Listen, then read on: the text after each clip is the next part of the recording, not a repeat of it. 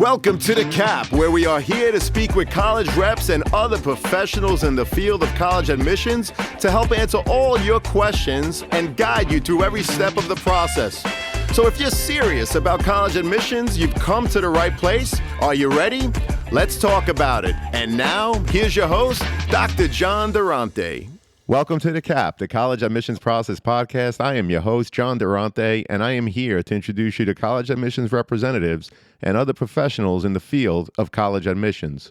Our purpose is to serve you, the students and parents, so that you may gain insight straight from the people who ultimately make the decisions. Regardless of whether you apply to a particular school being highlighted in a given episode, you should listen to all of them, as each guest will give you tremendous insight and advice on every aspect of the college admissions process, prompting you to come up with your own follow-up questions for when you visit campus or meet with a college admissions representative yourself. Don't forget to visit our website, www.collegeadmissionstalk.com, or the show notes of each episode to access the alphabetical list of all the colleges available with the related audio link to the right of each school. The alphabetical list provides you with on-demand access to all of the episodes so that you may listen whenever you wish. And if you want to receive links to episodes before they are released on the podcast, along with other related resources, please fill out the email opt-in form also available on our website and in the show notes of each episode. Lastly, please email me with any questions or comments at collegeadmissionstalk@gmail.com. So are you ready? Let's talk about it. Welcome to The Cap, the College Admissions Process Podcast. I am your host, John Durante, and I'm very excited about today's episode as it is a launch of episodes for students aspiring to be artists in college, and it gives me great pleasure to introduce to you today Taylor Pacis, who's an undergraduate student at the University of Michigan at the Stamps School of Arts and Design.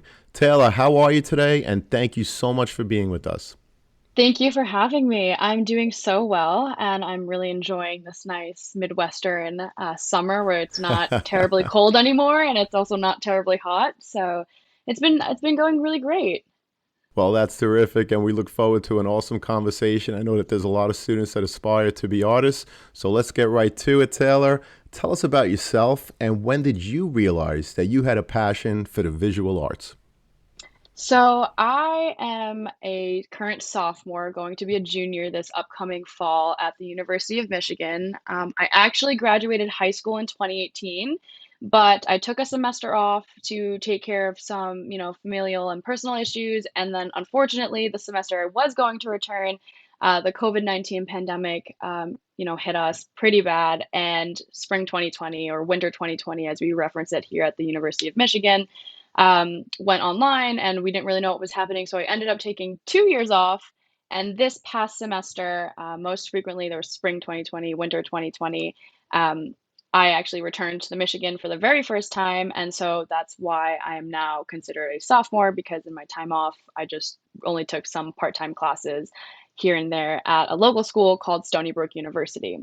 I realized I was really into the visual arts. I would say at a younger age, I was very privileged to have a lot of arts exposure at my school district that I grew up in.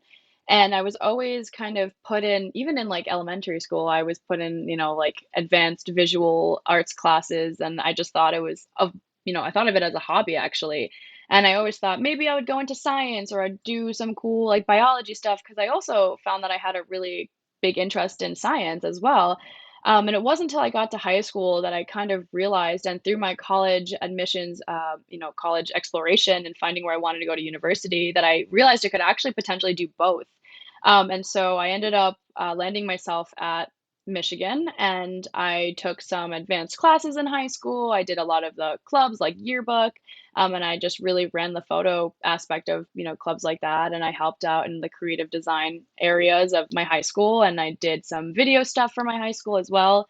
And so through things like that and being exposed to it, and also just being exposed to it at home, having a very creative mother and being from a very creative family, that's where I realized that arts was more of a passion rather than a hobby.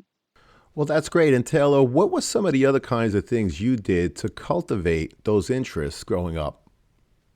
Yeah, so I actually did some outside of school art classes. I was very lucky and privileged enough that my parents were able to give me such an opportunity to take studio classes elsewhere.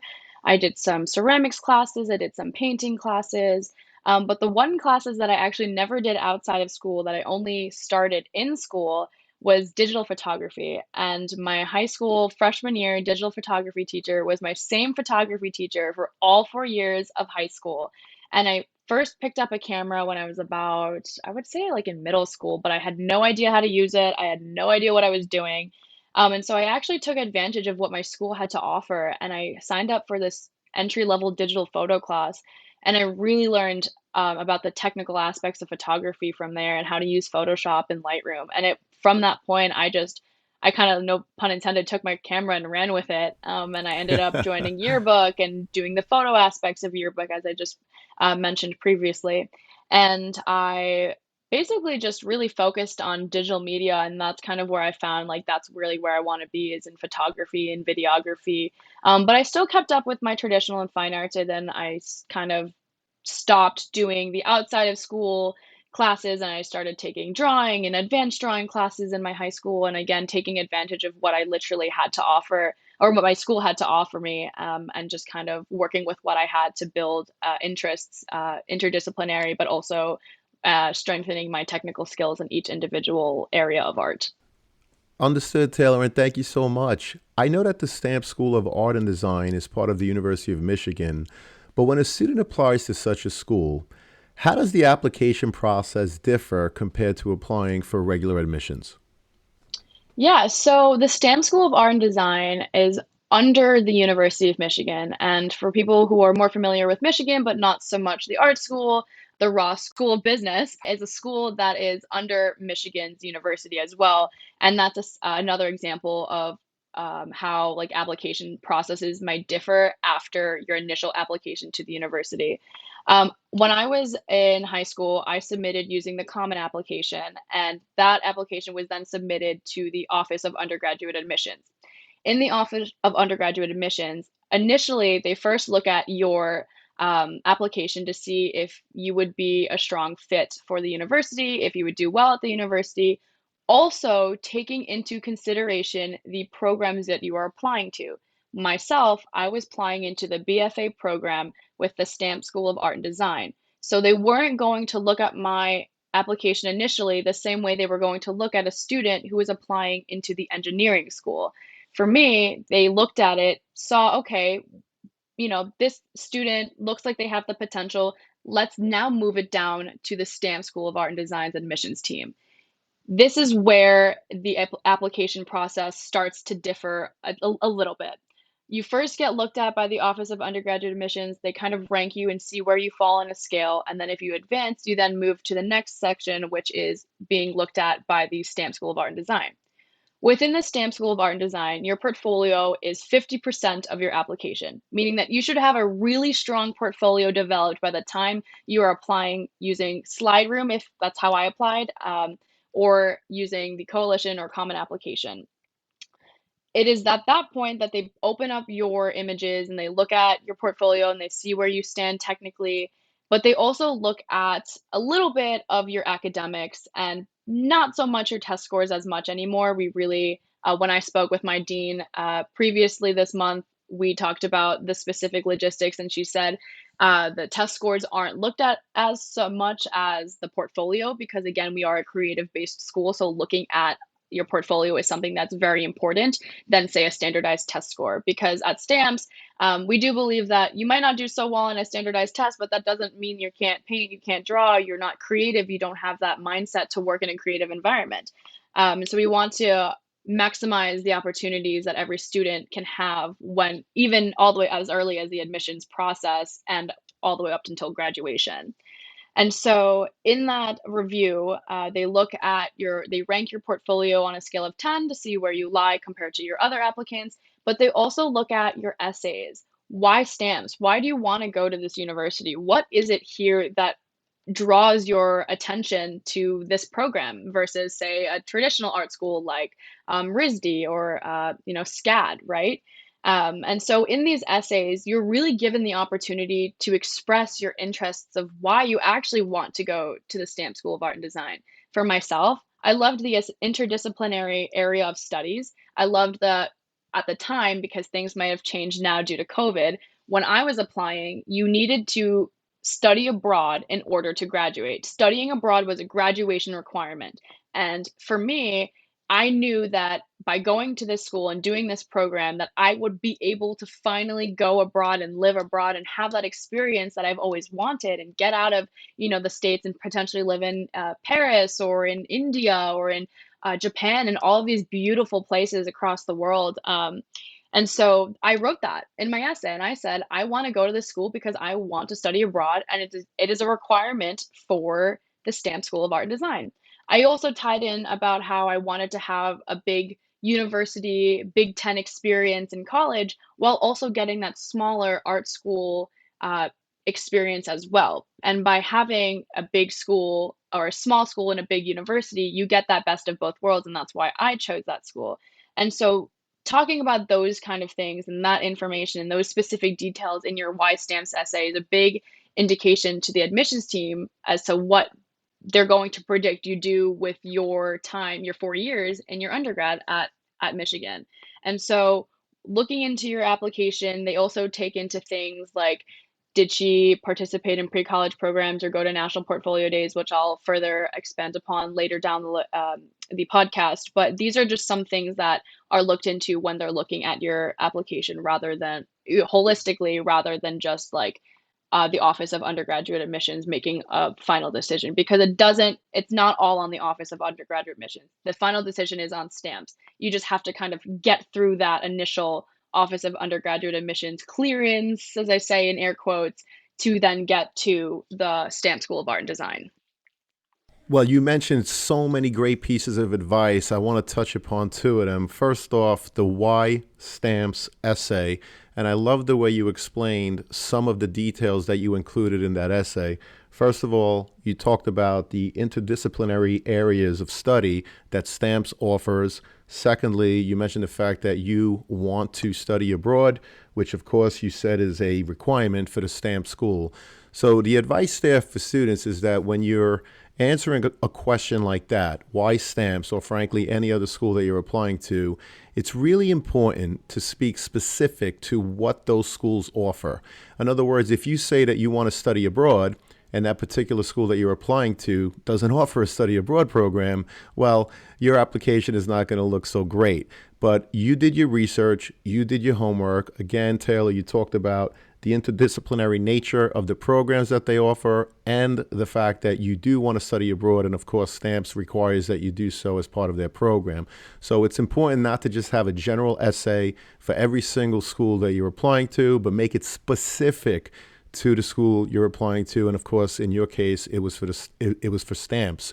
So the other thing that you Yeah. touched upon was the portfolio and the fact that it's 50% of the application, which, by the way, is something that I read on the University of Michigan's website. So, Taylor, what advice would you offer prospective students in terms of developing their own art portfolios to be used as part of their overall application? Yeah, so kind of going back a little bit about this Y stamps application essay, I do want to say do not copy paste stuff off the website to get specific information, because they will catch that in a heartbeat. And that goes for any school and any program, not just the Stamp School of Art and Design. When you are researching those essays or researching the information to put into those personal statements, you could talk about one professor that's there that you really just want to take a course with and why.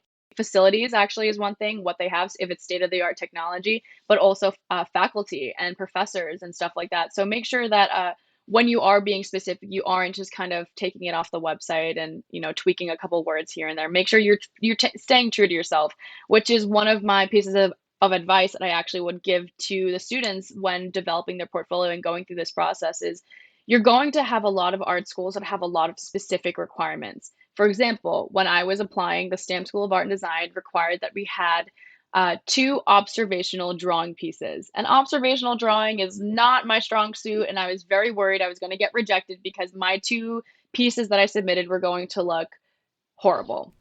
I actually worked really hard on trying to make it look so good that I felt that I was stressing myself out and that I felt like I wasn't staying true to my morals as an artist and as a student. And I didn't want to kind of be running myself so dry trying to make these look perfect that I was like, I'm never going to always be perfect. I'm never always going to have a project that looks like it should be sent straight to the Metropolitan Museum of Art in New York City. And so when I kind of like stepped back and just started staying true to myself and the way I typically go about my photography and my paintings, and I applied that to my observational drawings, I felt that I was actually producing some better works. And in my one of my portfolio pieces actually that I used that I created while in one of my high school classes, it was the same thing. I was working so hard in this one image to make it look so great that I actually ended up scrapping the whole project, and I was like, "I'm gonna try again. I'm gonna do it the way I normally do it and stop trying to force myself to do it one way that I think everybody wants and to just do it my way." And it ended up being one of my best pieces to this date, one of my best drawings ever. So staying true to your creative practices while going through this process, because you are going to be put in a position where you most likely, especially if you're applying to a school that is more technical or is a arts only school like RISD, or like SCAD, Parsons, you are probably going to be placed in a position where you're going to have to create pieces specifically for that school. And when my friend was applying to RISD, again, it's been a while for me. It's been about 3.5, 4 years. So I don't know if things have changed. But at the time, my friend applied to RISD, he needed to draw a variation of bicycles. And that's something that you can't just kind of have there and just use from your old portfolio. It's something that they're hoping you create now because they want to see how you interpret that, creative prompt, right? And so that's kind of what I mean by staying true to yourself in your creative practices, because that shows who you are as an artist, and that's what the admissions offices and advisors will see when looking at your application. The second thing is, finding a strong support network of people who are there to help you build your portfolio and be creative. And if that isn't, something that is so readily available to you, um, reaching out to the admissions advisors and to the admissions counselors at the universities that you're interested in and just talking to them. That's your support network too. Their job is to try to make you want to come to the university and to give you all the information that you need to make the decision that makes it feel like this place is best for you. And sometimes, which not everyone's always going to say, sometimes they're going to give you information that you don't want to hear. And you're going to be like, I thought I always wanted to go to this school. And it turns out it's actually not where I want to be at all. Or vice versa. I never want to go to this school. I could never see myself there. And then it's like, oh my goodness, this is where I'm meant to be. Keeping an open mind, staying true to yourself, and reaching out to the admissions counselors when you have questions or when you want to know a bit more of information about a specific aspect of a program is always a great resource that I tell any undergraduate student, and also or anyone who's looking into an undergraduate art program. And also participating in the national portfolio days, which are or pre-colleges that universities have to offer. At the Stamp School of Art and Design, which again we'll talk a bit more later down the line, we offer a pre-college program that helps with portfolio development that is a great resource for students who are looking into art school, because not only will you be able to live at Michigan and experience stamps, you will also see if it is the right fit for you and if this school is actually where you're supposed to be. Some people always want to go to a pre-college program because they know that's where they want to be and they just want to get like an early taste of it and see if it's truly, what they actually thought of their whole life. And some people go just to develop their portfolio and experience like Michigan in general. Like I've never stepped foot in the state of like, in Ann Arbor until I did this pre-college program, and I was completely clueless when I started, and by the end of it, it felt like home to me. And I knew it's where I wanted to belong. And another friend in the pre-college program who went and just felt that stamps wasn't the best fit for her and actually ended up going to a different art school. And that's okay. That's what these programs are designed for. But in the end, you also get a lot of portfolio development from that. And that's where, no matter what, if you end up going to that school or not, that's where it becomes all worth it in the end. And in the national portfolio days, they're run like you get to kind of meet, it's like an expo essentially of college admissions advisors for art school specifically, where you get the chance to have a 15-minute conversation with an admissions counselor, and they look over your portfolio and they tell you, like, we like this, we don't really necessarily like this isn't what we look for in our students. Try adding more of this, try adding less of this, stuff like that. And I'll talk about that more in detail later down the line. Well, those are great pieces of advice talking about staying true to yourself. And it doesn't matter whether you're applying to an art school or not, you should always stay true to yourself in the overall college admissions process and also reaching out to admissions representatives. You're absolutely right, Taylor. Their job is to help you answer all of your questions so that you could determine whether a school is the right fit for you or not. So you mentioned a lot of other things, including the pre-college program, and you did go into it, but I'd like to ask you to unpackage it just a little bit deeper in case there's a student out there who is interested in attending a pre-college program. Yeah, so the STAM School of Art and Design when I joined had portfolio prep and BFA preview, which was all in person. Now, due to COVID and because of just some changes in, virtual learning and the actual accessibility from virtual learning, we've also offered an online program as well, which is obviously more cost efficient for some people if they don't want to do the whole residency aspect of it, because I think it does go up a couple $1,000s, and obviously that isn't something that every family can, just be like, yeah, I can easily send my kid to a $3,000 program. So having the online version that's a bit more affordable is a great opportunity for students to still get that access to the resources and build their portfolios. It's just cheaper, and it's also in the comfort of their own home. When I participated in the program, I did BFA preview, which meant that I lived in Ann Arbor in a dorm called Bursley Hall in the summers for 3 weeks straight. And to any U of M alumni or anyone who goes to U of M or knows anything about U of M, Bursley Hall is like one of the only dorms on North Campus, and it has like no AC in the summer. And it's known for being more of like the quote unquote rundown dorm. Although I can say I actually have such a soft spot for Bursley. I really love it. It houses the Living Arts program, which is something that's really cool about Michigan. You could still get that experience of arts even if you're not in the art school. So I definitely really love that about the university too. But specifically with the pre-college, we all lived in this dorm, this like single corridor together, and we really got to know each other. And it basically exactly what it sounds like. It was what it would be like if you were a BFA student.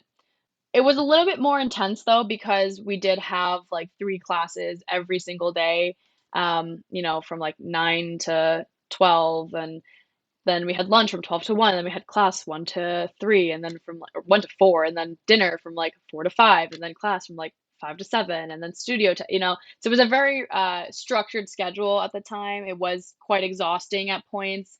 But in the end, I ended up coming out of that program with a tremendous amount of portfolio pieces. I actually was able to complete my two observational drawing pieces for my stamps portfolio during this pre-college program. And not only Wow. was my summer pre-college drawing professor my like, a great person and just like role model to have as someone who isn't the best and strongest in drawing, she actually ended up being my professor my freshman year for drawing observation. And I knew her already, and I had like, the facility already felt like home. I knew the faculty, I knew where I was going, and I just having that pre-college program alleviated a lot of freshman anxiety that I would say that I know I would have had if I didn't do the pre-college program.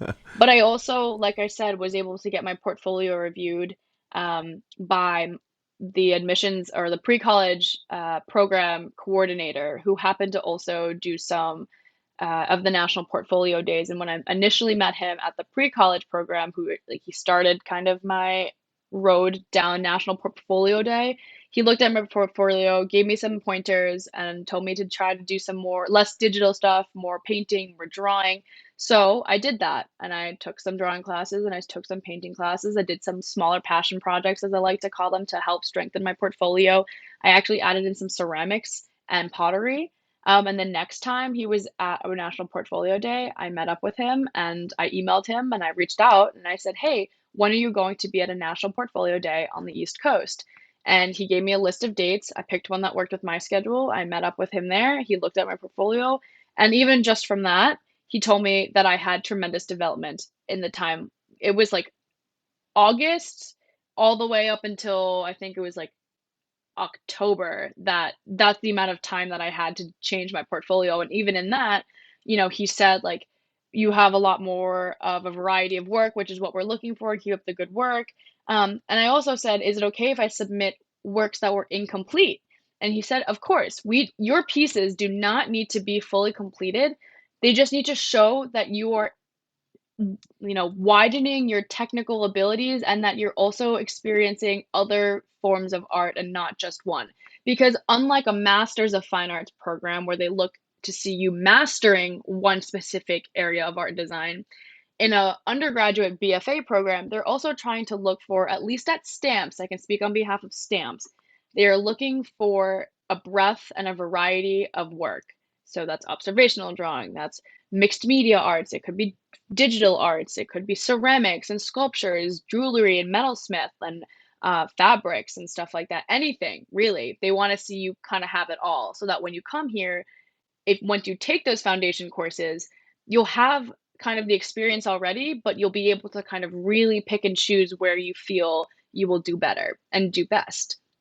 And so, in these national portfolio days, that's where you're getting free advice from college admissions counselors, and they're telling you face to face with your portfolio in their hand or your drawings and your digital media work, all of it right in front of them, spread out on a table, and they're telling you what they like, what they don't like, and what that university looks for when going through admissions or applications for the admissions process. Well, it looks like you gained so much from the National Portfolio Days, but also the pre college program. Taylor, thank you so much for the insight and for sharing your own experiences. I was curious, Taylor, did you take AP classes while in high school? And if so, were they accepted for credit at Stamps? Yeah, so I did take AP classes in high school. I took everything from, your AP science classes to like psychology to your AP art classes like 2D design. And unfortunately, at the STAM School of Art and Design, they're not so much accepted. It kind of comes into play where, like, for example, AP 2D, the art class that I took, I got a 5 out of 5 on that AP, but it wasn't accepted. It just kind of shows that I did well and that I advanced myself in high school. And that's kind of what the admissions counselors are looking for.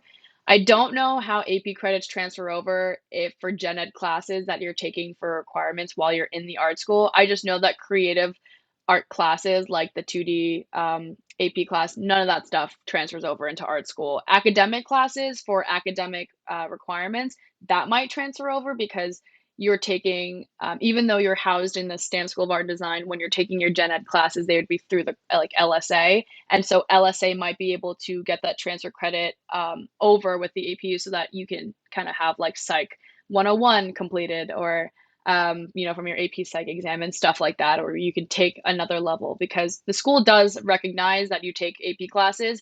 Specifically, the creative arts AP classes are not transferable at stamps and they don't work towards your degree. However, it doesn't mean don't take them. My advice to anyone who's still in high school and someone who's looking into a university where the art school is under a bigger academic institution like Michigan and the STAM School of Art and Design, you like I said previously, your application goes to the Office of Undergraduate Admission, and that's kind of where they initially see if you're kind of keeping up with the rigor, if you could, will do well at Michigan. And so taking these AP classes and honors classes, while they might not necessarily transfer in the creative sense, they do actually help with how you're perceived with your application process. More specifically, you also are in a rigorous class and you're used to rigor, and that's what the university is trying to see when selecting students to go forward with the application process. And plus, you always learn great study habits and skills within these AP classes because you're kind of learning how to navigate a heavier course load or having to navigate more difficult readings and writings and tests being at higher stakes and things like that. And that is more representative of what it's like being a college student. Is you get a lot on your plate at once, and it's kind of up to you to manage how you're going to read it and write it.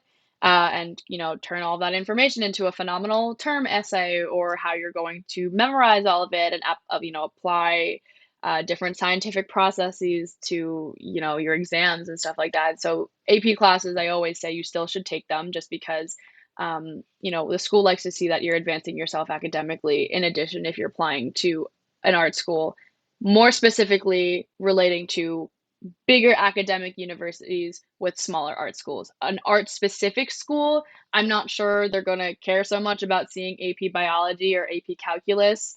Whereas, schools that do have that academic aspect as well of an art school, they might care a bit more than, say, your traditional all art school like RISD or SCAD.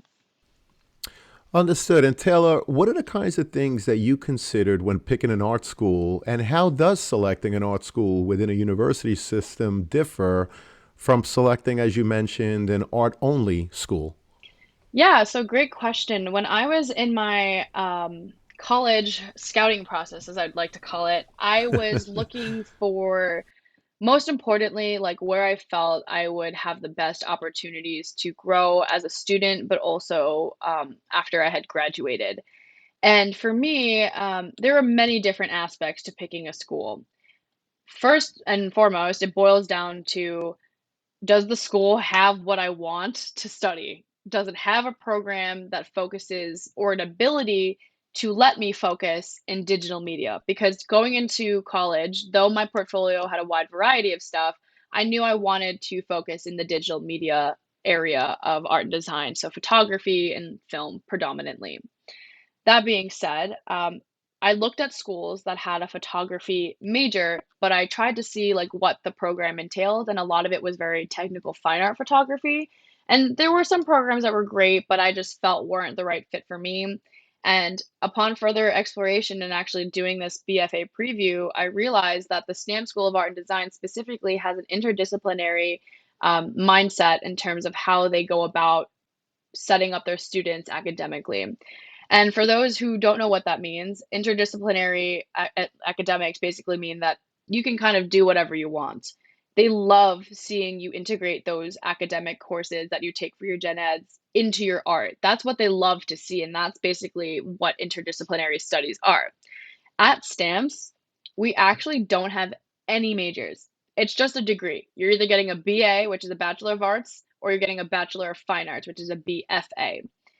In those degrees, it's up to you to do what you want to do. You can choose, like, we don't have, most colleges, for example, or generally speaking, like a psychology degree, right? You need to take Psych 101, and then you need to take a statistics class, and then you need to take five of these psych classes, 220, 230, 240, 250, stuff like that, to complete breadth requirements within your academic requirements. We have that, but it's a bit different. It's just take any classes. You have to take four classes at the 200 level. Could be whatever you want. Could be one film class. It could be one ceramics class. It could be a fibers class. It could be a typography class. They don't care as long as you get it done. And that, to me, while some people might think, oh, there's no structure there, like, how are they going to be able to actually find what they like? You're quite literally building your entire major. Like, I have completely customized my courses. I took typography this last semester, photography, I've been like taking film. There's just so many classes that I can now take and integrate together to kind of build my own major, so that if I wanted to go, say, into like digital media marketing, I have my digital media, but I also have the typography level, like layer under my belt now, because I'm learning about type and typeface, and how to make magazine layouts, or how to make things readable and readability. And these are all small things that you learn in each individual class, that when you pile it all together, it's great. And so we kind of have what we kind of, I guess, call them concentrations. um, and so I say, oh, I'm getting a degree from the Stamp School of Art and Design with the concentration in digital media, art and design or studies. And that's kind of how at Stamps we go about it. But that being said, I have a friend who decided to focus on, kind of illustration and graphic design. And for her senior IP project, she actually ended up writing a whole entire book that she illustrated herself. And it's now, I think she's got a publisher, and she's trying to get it to be sold in like Barnes and Noble. But these are things that, you get to create and you get to do at a school where there is no major, and it's really just so interdisciplinary. There's another student as well who is a phenomenal sculptor. She does a lot of these really cool organically shaped vases and lights and sculptures and planters and everything you could think of with them. They're so cool. And she actually got some of her work put into a show in Italy. And so, Wow. there are so many tremendous opportunities at a school where it's interdisciplinary and there are no majors. And these, two ladies are exactly the um, examples that I'm thinking of in terms of like you don't need to have one specific thing. Because she also took a digital media class, even though she's doing ceramics. I'm taking a ceramics class next semester, even though I'm focusing in digital media. And so that's kind of the beauty of having an interdisciplinary academic institution. Well, thank you again for that explanation. And I was curious, Taylor, has Stamps been able to help you find internship opportunities or job opportunities? And if so, can you explain some of the things you were able to do as a Stamp student? Yeah. So the Stamp School of Art and Design has a career center, and we have a career advisor. His name is John Luther. He's absolutely amazing. I love him to pieces, and he's helped me so much already with landing my upcoming summer internship.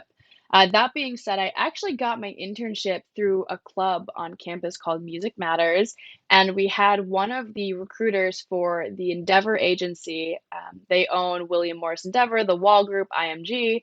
And so one of the recruiters came in and did a resume critique. And so I signed up for a slot because I was like, hey, what do I have to lose? It's just another resource and another network that I have to my advantage. And we talked, and we actually ended up, I told him I was actually in art school and I wasn't in the business school like everybody else, and that I had an interest in the arts and fashion and media. And he actually was able to connect me with IMG Models and their recruiting team for the summer internship program.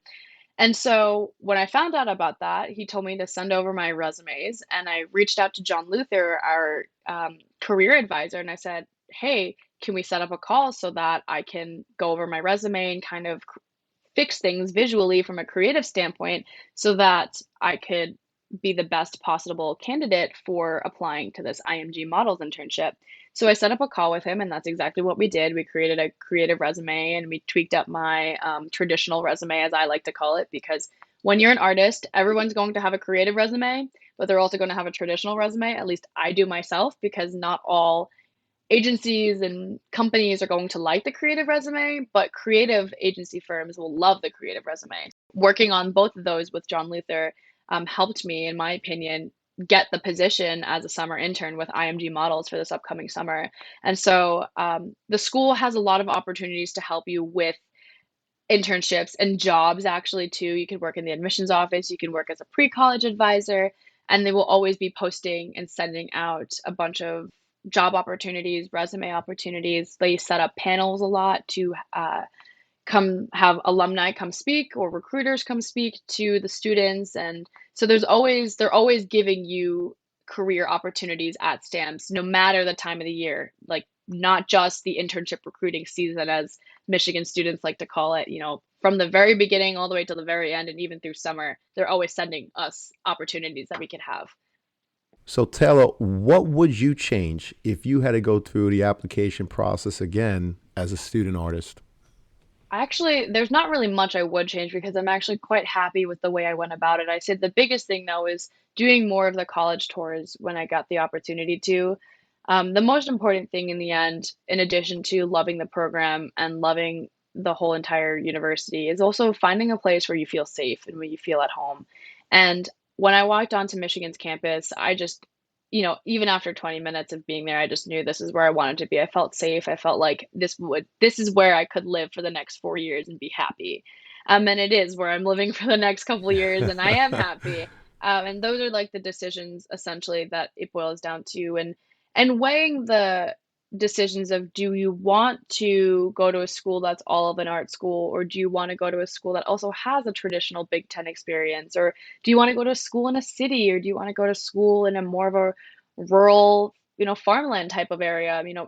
Everyone is completely different, and that's totally okay. And don't, stay true to yourself, and don't take what other people have to say about where you should go, so heavily, because it's you in the end. It's you where you're going off to, and where you're going to study, and what you're going to do with your life. So Like again, like I said, stay true to yourself, stay true to who you are, and do what you truly think will make you happy. And I think, for me, following that message and kind of following my process with that mindset was really how I think I ended up loving Michigan so much and loving the school that I'm at and getting to it and even the application process because not only was I able to network with a bunch of admissions counselors, like now I'm quite close with the dean. I was offered to be the pre-college advisor for the summer, but unfortunately, because I accepted at IMG Models, I was unable to accept this summer job position working and staying in Ann Arbor.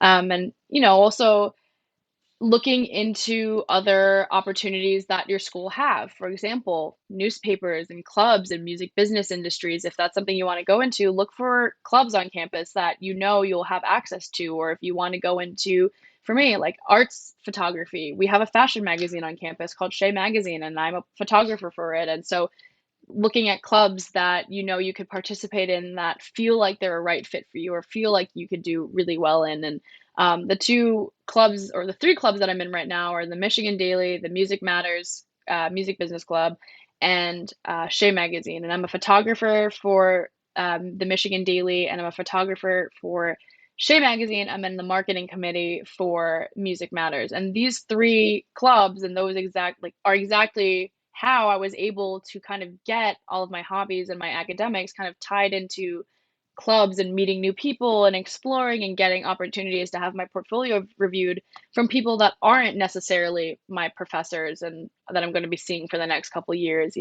Getting my resume critiqued and reviewed by one of the recruiters at Endeavor was an amazing opportunity for me that I never thought in a million years I would have the opportunity to have.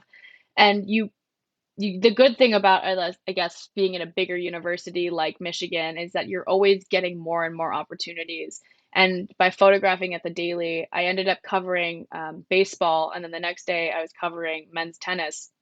And then the intern for men's tennis who works under communications emailed me asking if I could send the pictures. But when you work for a publication, you don't own your images anymore. The publication owns them. So I wasn't allowed to send them.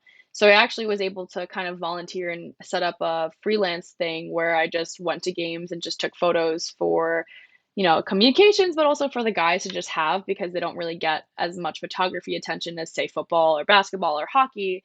And so I ended up starting my sports photography track with men's tennis, and I stuck with them the whole season, actually, up until literally last week in Urbana-Champaign when they made it to Elite Eight. Unfortunately, they weren't able to advance, but even in that time of just a month and a half of being with them, I was actually offered a position to join if I wanted to the entire University of Michigan athletics department to be a photographer for all sports, both men and women. And I would have the opportunity to be given access to facilities and places that your traditional photographer or someone who's working for, like, say, the Daily or a newspaper, that they wouldn't have access to. And so I have to make the decision of whether I want to leave the Daily and join athletics or if I want to pass on athletics and stay with the Daily. And, most likely we'll end up going with athletics because the opportunity there is unmatched. And I do own the rights to my photos, which means that if I wanted to do anything with them or for my senior IP project, if I ever wanted to do a photo gallery or a book where I compile all of my work together, I would be able to do so with athletics rather than having the whole licensing and copyright issues with, say, the Daily. But these are all things that you get access to when you're at a university, and these are things that you also should be looking into. And for me, I didn't look so much into the clubs or organizations that the universities had. I kind of focused a lot on the programs.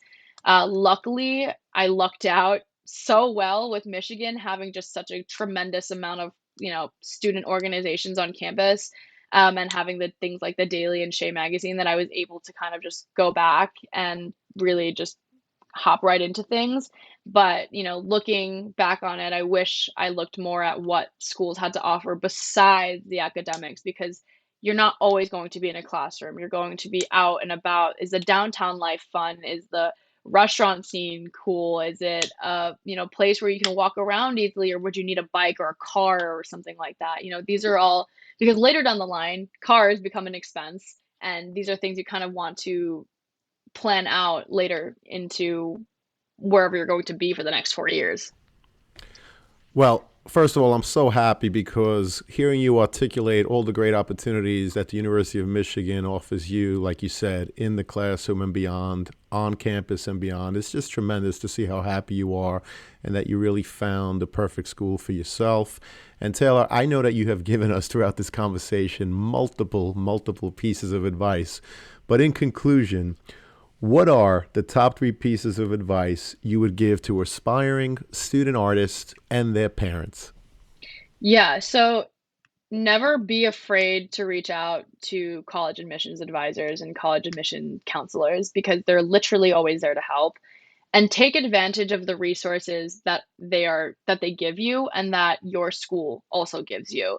Um, don't be afraid to network with alumni. Don't be afraid to network with current students at the university, or even, like I said, the admissions counselors, because everybody in the end understands the place. We were all there at one point. I was there when I was looking for schools and where I felt I was meant to be, right?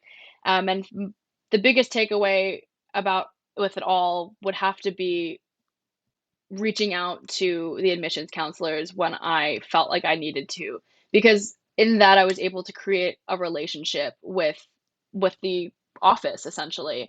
And when they looked over my portfolio and when I actually had my meeting with the dean and I looked over my specific portfolio and application and all the notes in the comment section and everything, it literally said was at National Portfolio Day, participated in BFA preview, and maintained a strong connection with and then the counselor's name. And so it's like they note this, they remember this. So never be afraid to reach out. And for anybody, who is looking at Stamp School of Art Design or art school in general, like, you're more than welcome to connect with me on LinkedIn or my email, which is just like Pacis, TAYPACIS at umich.edu.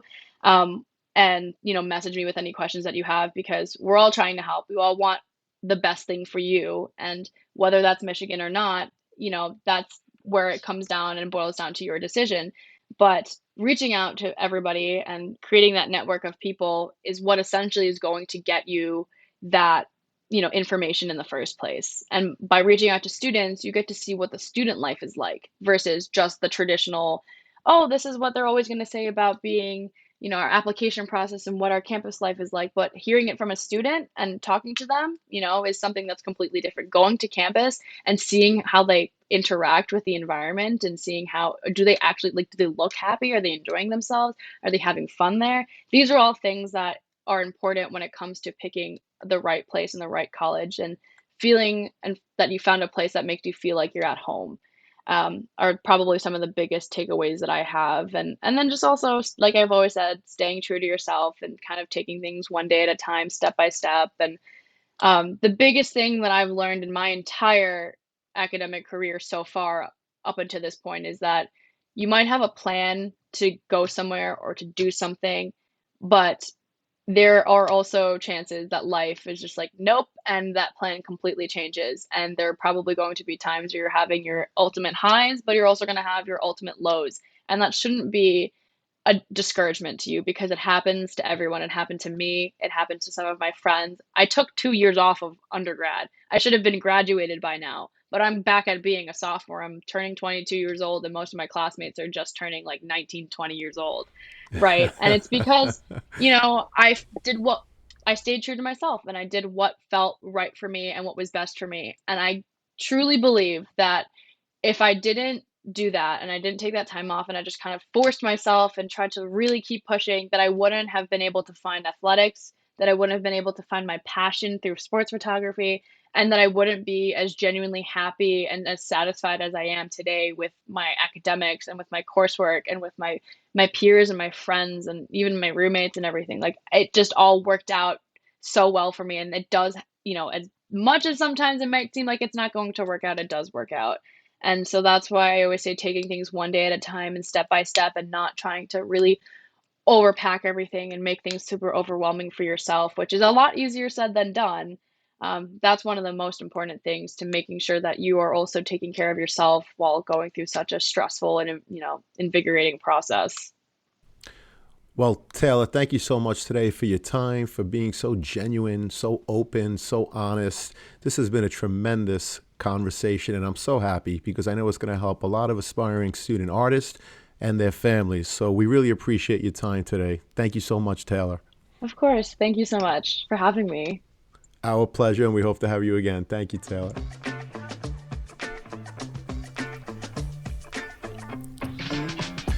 Thank you for joining us on this episode of The CAP, the College Admissions Process Podcast. We hope you enjoyed the show.